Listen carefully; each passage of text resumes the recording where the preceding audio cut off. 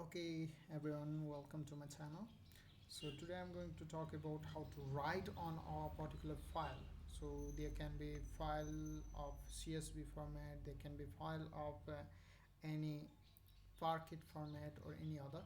So I'm going to show how we can write on any CSV format and CSV file.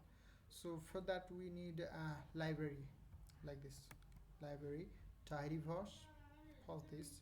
And after that what we can do is, first let me check whether there is CSV file or not. So I can show you. So this one is a CSV file that I do have. So first let me show you this one. So first let me read it. Okay, read CSV file, read CSV, and then I guess I do have sorry, I do have that location. For that I can take the location, I can copy the path of this file, and then after that I can come here, look, and then let me show you what this file contain. For this I should be making this slash, okay, otherwise it will not read. Okay, so this is the file, this is the file.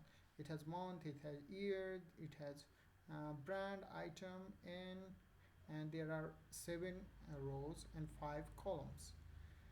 And now what I want to do is I want to write on it. Okay, so what I can do is I can write. So for that I will be using this function, write CSV, write CSV. Okay, so for this main thing is I'm going to write the file name and then location where I want to store it. For first let me specify this. For example, I write this students, sorry, sales. I'm going to write it sales, and done. I make it sales, and I'm going to write it, this file is not as sales but sales 10, for example. Okay, and I'm going to write the location, copy the location here, here, okay, and you can see is not found. Yeah, I should be writing this one, sales, and then I'm going to put this location on, and I'm going to name it another. So what it's doing is, sales is coming here, and this is going to write on this, write in another name, write with another name. Okay, so now if I will call this file, okay, I can show you this file is present here.